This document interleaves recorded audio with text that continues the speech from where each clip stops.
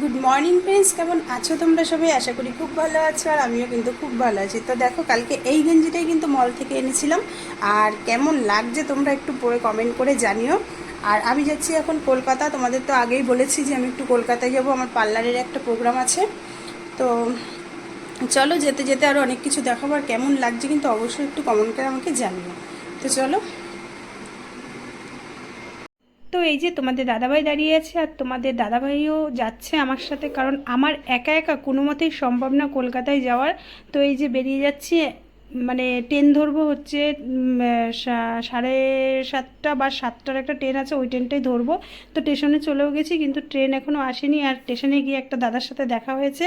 তো এই যে আমাদের কানুদা, উনি হচ্ছে সোদপুরে যাচ্ছিল, আর আমরা যাব হচ্ছে শিয়ালদা পুরো।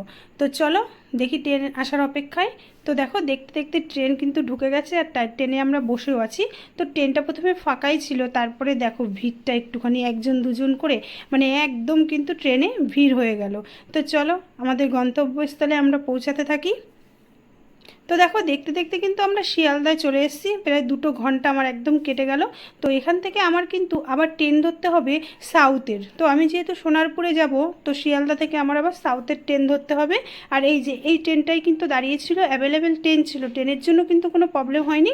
তো যাই হোক, এই যে ট্রেনে বসে রয়েছে, আর মানে বন্ধুরা এত মানে খিদে পেয়েছে আমার, কি বলবো, মানে প্রচুর পরিমাণে আমার খিদে লেগে গেছে। তোমাদের দাদাভাইকে বললাম যে একটু কিছু খাওয়ার ব্যবস্থা করো। তো এই দেখো, একটুখানি ঘুগনি আর মানে একটা পাউরুটি 2টো টুকরো নিয়ে এসেছিলো, তো ও একটা খেলো, আমি একটা খেলাম। তো দেখতে দেখতে এই দেখো সোনারপুর জংশনে আমরা চলে আসলাম। স্টেশনটা কিন্তু খুবই সুন্দর, একেবারেই কিন্তু খারাপ নয়, বেশ ভালোই লাগলো। তো আমরা এখন এখান থেকে অটো ধরে চলে আসলাম শ্রীকৃষ্ণ ভবনে। তো এই যে দেখো, এই লজটাই আমরা হচ্ছে প্রোগ্রামটা হবে। তো এই যে আমাদের ভেতরে আমরা মানে ঢুকে গেছি, ঢুকে আমরা বসেছিলাম। এখনও অনেকে আসবে, আমাদের ম্যাম আসবে, এখনও কেউ আসেনি, তাই আমরা বসে বসে অপেক্ষা করছিলাম। তারপরে ম্যাম আসলো, আর আমাদের একটা করে গোলাপ দিয়ে সবাইকে স্বাগত জানিয়ে আমাদের মানে আবার নতুন করে ভেতরে ঢোকানো হলো। তো চলো, এবার এক্ষুনি প্রোগ্রামটা শুরু হবে। তো এই দেখো, প্রোগ্রামটা প্রায় শুরু হয়ে গেছে। আর একটু পরেই আমাদের মানে তখন প্রায় 1টা 1:30টার কাছে বেজে গেছিলো, যে আমাদের লাঞ্চের জন্য ডাকছিল। তো আমরা চলে গেছিলাম লাঞ্চে। আমাদের লাঞ্চে ছিল হচ্ছে বিরিয়ানি। তো সত্যি কথা বলতে বিরিয়ানিটা আমার একদমই ভালো লাগেনি, তো আমি কিছু খেয়েছি, কিছু নষ্টও করেছি। মানে আমার একদম গরমে না কিসে আমার ঠিক সেরকম একটা মানে খাওয়ার কোনো ইচ্ছা ছিল না। আর এখানে আমাদের অনেক গেস্ট ছিল, অনেক ম্যাডামরা ছিল, অনেক মানে আমাদের মতন ক্লায়েন্টরা ছিল। তো যাই হোক, আর এই যে এখন খাওয়া দাওয়ার পরে আবার লাঞ্চ শেষ করে ম্যাম হচ্ছে আমাদের হাইড্রা ফেশিয়াল সম্বন্ধে কিছু বলছিল, মানে সেটা আমরা ক্লাস করছিলাম, বা হাইড্রা ফেশিয়ালটা কী করে কী করতে হয় সেই ব্যাপারে আমাদের এখন হয়তো উনি কিছু দেখাবেন। তো চলো আমরা একটু দেখে নিই।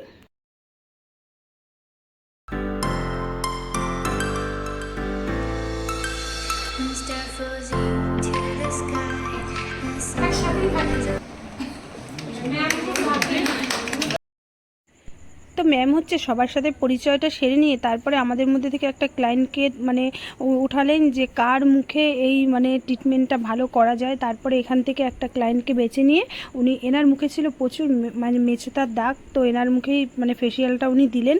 মানে কী বলবো, ফেসিয়ালটা করার পরে ওনার মুখটা একদম চেঞ্জ হয়ে গেল। যদি প্রথমটা তো আপনাদের দেখাতে পারতাম বন্ধুরা, তাহলে আপনারা বুঝতে পারতেন, মানে মুখটা একদম চেঞ্জ হয়ে গেছে।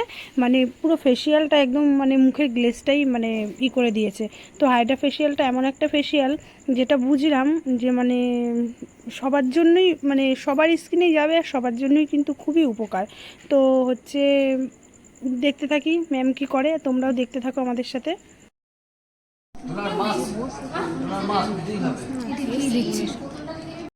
তো তারপর স্টেশনে চলে আসলাম, আর একটা কোল্ড ড্রিঙ্কস নিয়ে নিলাম। তো এক্ষুনি ট্রেন ঢুকে যাবে। তো বন্ধুরা, একটু আগে বাড়িতে আসলাম, আর বাড়িতে এসে স্নানটা সেরে এই সবে বসছি। মানে ক্লাস শেষ করার পর আর একটু ভিডিও করতে পারিনি, কারণ শরীরে একদম এনার্জিও ছিল না। আর বিশেষ করে মানে সারাটা দিন বুঝতেই পারছো, আর এতটা দূরে রাস্তা 2বার করে কিন্তু ট্রেন পাল্টাতে হয়েছে, যেহেতু ওটা হচ্ছে সাউথের দিকে। তো যাই হোক, একটু আগে ঢুকলাম, ঢুকে স্নান টান করে ফ্রেশ হয়ে তোমাদের সাথে একটু বসলাম গল্প করতে।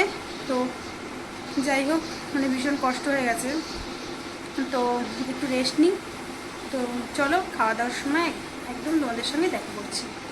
তো হচ্ছে বাড়ি আসার পরে মা খুব সুন্দর করে আলু সিদ্ধ আর ভাত করেছিল, আর একে শশা কেটে নিয়েছি। প্লেন খাবার দারুণ লাগছিল। সকালের বিরিয়ানিটা আমার একদম ভালো লাগেনি। তো এইটা খাওয়া দাওয়ার পরে শরীর এতটাই ক্লান্ত ছিল যে আমি ঘুমিয়ে পড়েছিলাম। তো যাই হোক, চলো বন্ধুরা, আজকে এই অবধি, টাটা, কালকে আবারও দেখা হবে।